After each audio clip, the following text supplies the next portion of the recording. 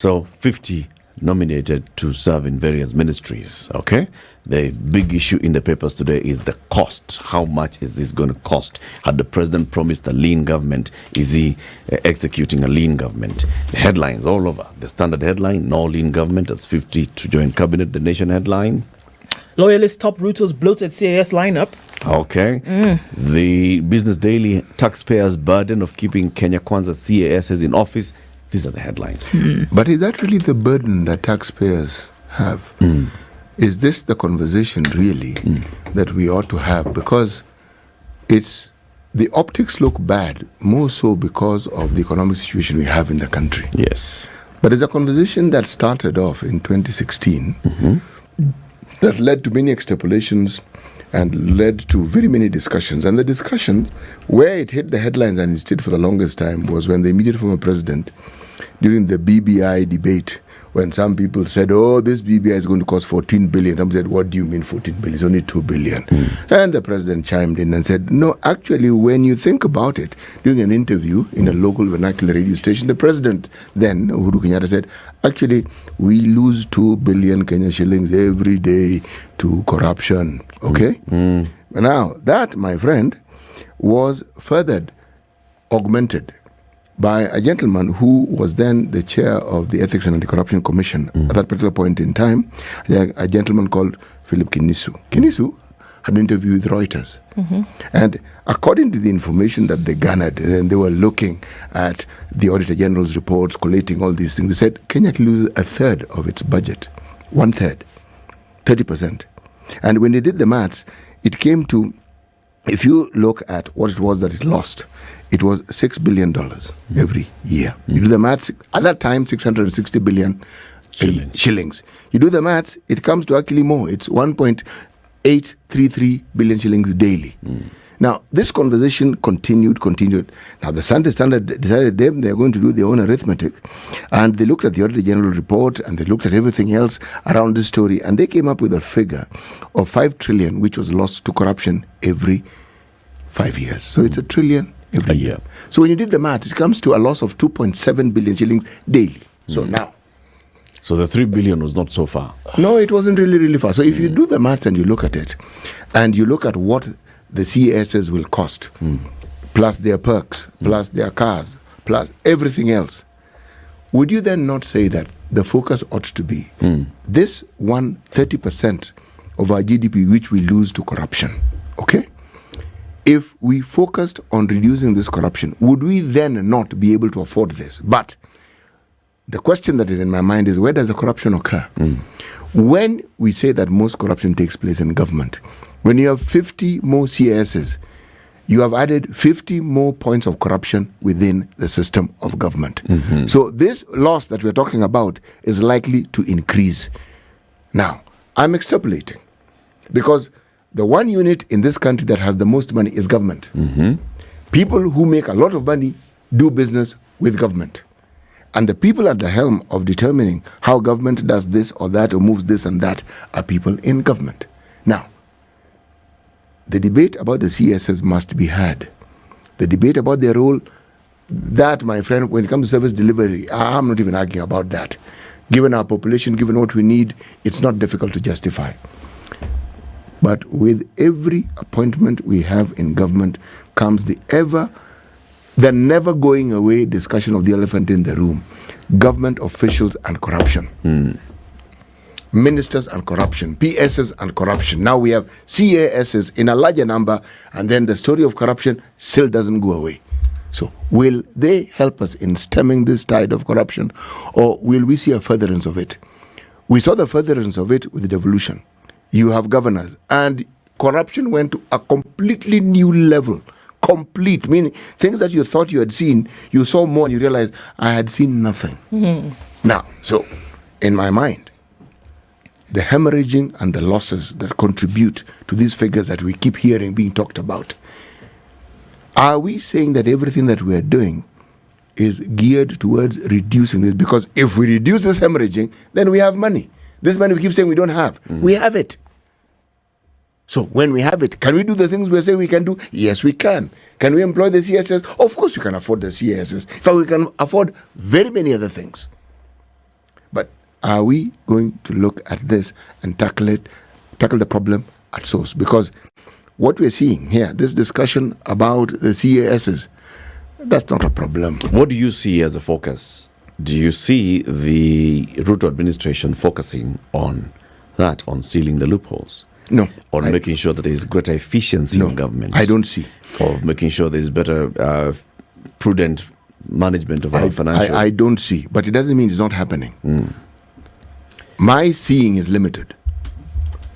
There may be a grander plan, a bigger scheme that I cannot see. But if you're asking what I see, I don't see any of those things happening. And when you have this discussion against the backdrop of something which this government had no control over, it's called drought. Now lots of rain, the government had no control over. Then you are likely to do what everyone else does and point a finger at the government for failing. And yet, some of these things are really not within their control. What is within their control, we can blame them for. Okay. But some of the things that are not within their control, not really. And even if we're going to blame them, and when we've blamed them, and then what exactly? And when we said they're at fault, then what exactly? What happens next? Okay, we've blamed them. So we've done it. Then, you see, what the government thinks and what we see it doing may be perhaps diametrically opposed. Now, I don't know what it's thinking. And we deduce their thinking from their action. And from what they say. Yes. That's what we do. Now, what they say is we're going to have a lean government. We are not going to have a bloated government. We're not going to spend excessively. We are not going to spend excessively. We are going to, operate within certain confines. And then, lo and behold. And then you see this, and so you ask yourself, so does this send that message home? No, it doesn't. Does it send the message that, okay, if you have 23 CSs, you need 50 CASs and 50 PSs, and that will make you deliver better on these It's five going to enhance the agenda efficiency items? of service It delivery. sends the complete opposite of that particular message. This is it. It's When the you say complete opposite. let's tighten our belts, let's all focus on, okay, so cost of living is high, we cannot subsidize here, so let's remove this subsidy from this area, let's take a subsidy to this other area. So we are looking forward, let's work on these things.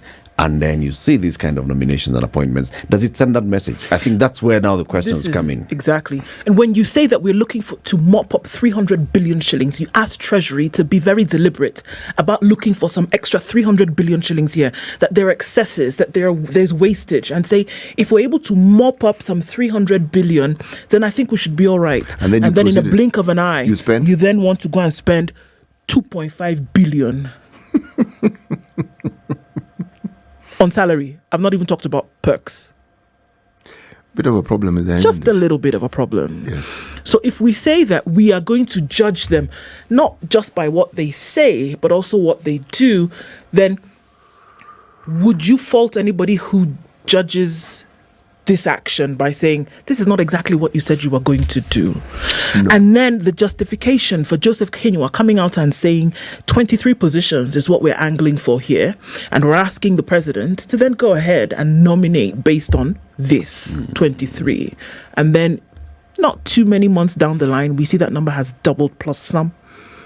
You're going to have to ask the question, are this sentiment and this expression of sentiments by saying that we want a lean government and one that is efficient in its duty and its facilitation, you're going to have to question and say, then, does this action translate to those words? Can I add a question to the ones you've already mentioned? Is this government in touch with the reality of what's happening in this country?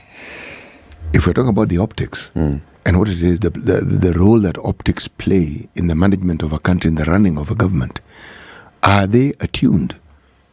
Because what is most absolutely certain with the appointments, as you're saying, it points to a government that is completely insensitive to what these things do.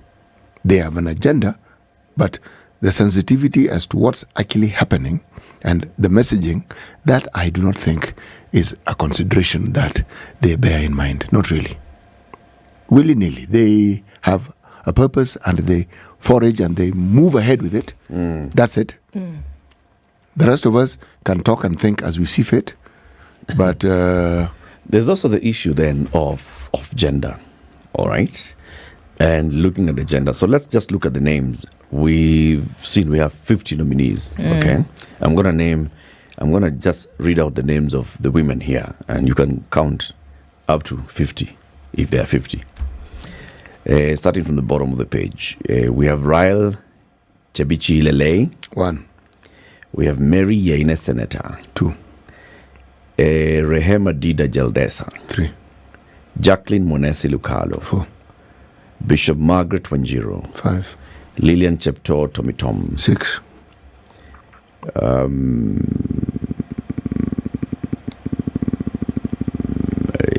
Charity Nancy Nanyamakibaba. 7. Catherine Warogoro. 8. Beatrice Nkafanyaga. 9. Millicent Nyaboke Omanga. 10. Rehema Hassan. 11. Anne Wanjiku Mwangi. 12. 12 out of 50. 50. 25%. So, okay.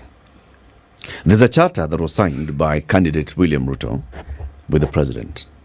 It's a women charter, just like there was a youth charter, there were the 47 county charters. health, Right?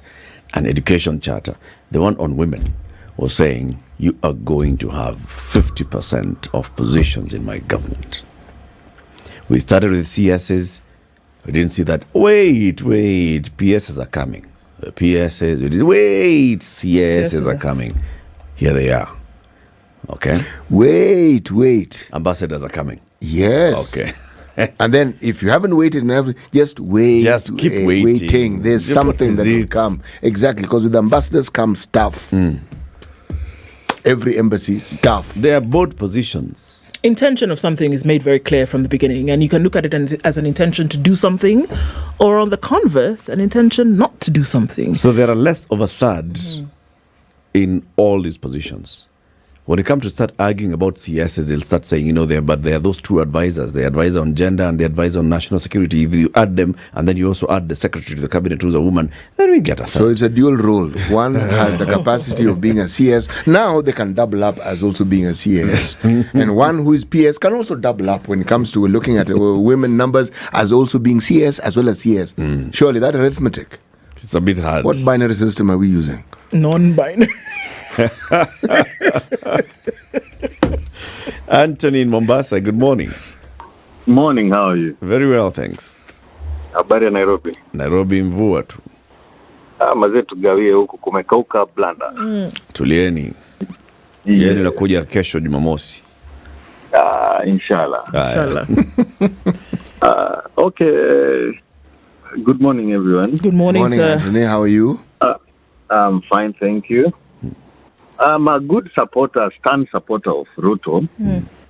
But this 50 CS thing, it has really let me down. Why? They advertised 23 positions. What they've given out is 50. But as you look at this government, there are so many questions that need answers. And the answers, unfortunately, where they are coming from, they are coming from the wrong people. This is a government that really needs a government spokesman. A person who will be able to be questioned and tell us why is this thing happening? Why are things not going right? But unfortunately, you'll find that Gachagua will come online and will do a press. And instead of making things clear, things become even worse. So we need a communication from the government clearly, especially like now. The first question is, why 50? What are these 50 people going to do exactly? Anthony. Yes. Someone answers you on YouTube. Sayari says, Kenyans are very ungrateful and difficult to understand. We complain about unemployment every day, but now that 50 very able and qualified people have been given a job, we are complaining. What do you want? No, having a job is not the problem. But what are you going to do there? See the job? You have to have... what is it? Exactly. We do not mind if you say the job description of this guy is ABC. You have a ministry that have 3 CS. What is this ministry that needs actually 3 CS? And those are political appointees. It's not that those are the civil servants that actually they have to answer to, for the targets. They have been given targets, they have to achieve them. But these are just political appointees. Immediately they'll be appointed. You'll see them in rallies. You don't think they're going to work? Everywhere. We need to see people who actually work. So why 50? Okay. Yes. Why don't we have more women? Okay. We need a government spokesman to answer these questions so that if he cannot answer, let him go ask the president. Okay. Yes. Thank you, Anthony. Thank you very much. Many more comments there. Many. This is interesting. If the CSs deliver, CASs, I think, government could make money. That is the focus of discussion in months. Key is result-based management and accountability. So if, again, looking at your beautiful big picture, if we look at what could actually happen in terms of efficiency, sufficiency of delivery, all of this, if we look at that, it's possible that this money that you're talking about that is lost on a daily basis can actually get it back. Somebody says, while at it, let us pray. Okay. It is unfortunate that we scratch the surface when we're analyzing some of these things and we're not helping. We should be pushing for return on investment in every single position. But that's what we're saying, Matthew. The big picture is what we're saying. That, okay, let's give them the benefit of doubt. Like my good friend Benson says as well. Give them benefit of the doubt. Let 5 years come. Let's insist. As they start, let us not start picking apart at these departments. The CAS for Department X, CAS for this in terms of representation. What have you done? What have you delivered? We need to now become, pointers to those positions over the next 5 years and find out if they're actually doing their job. That's what Matthew says. Okay. All right. So we experiment. We give you 5 years. 5 years. We experiment. But the thing is, it isn't really far-fetched in this sense. We do elect a certain cadre of people called members of parliament. And we give them 5 years. Yes. And this is the job that they're supposed to do. This thing that is being suggested, yes, exactly what they're supposed to do. It's not us. We've already delegated that function to them. And they have more details about these things than we do. And they have even powers. They can summon, they can ask, they can do this on a daily basis. Yes, it is true. It can be done. It can be done. But is it going to be done? That's the question. Because, you see, I don't want to get stuck in this rut of we have this history of this, because I'll be affirming a situation that I'd rather we moved away from, very, very far away from. Okay? That is ever spiraling and ever continuous way of doing things, impunity, corruption, blah, blah, blah, that story. A rather tiresome but realistic story. If I look at the way people in authority function in this country, unfortunately, much as I can have all the goodwill on the planet, I would not be very hopeful. Oi. Good Lord. Oi. Okay. Well, let's look for hope. It's raining.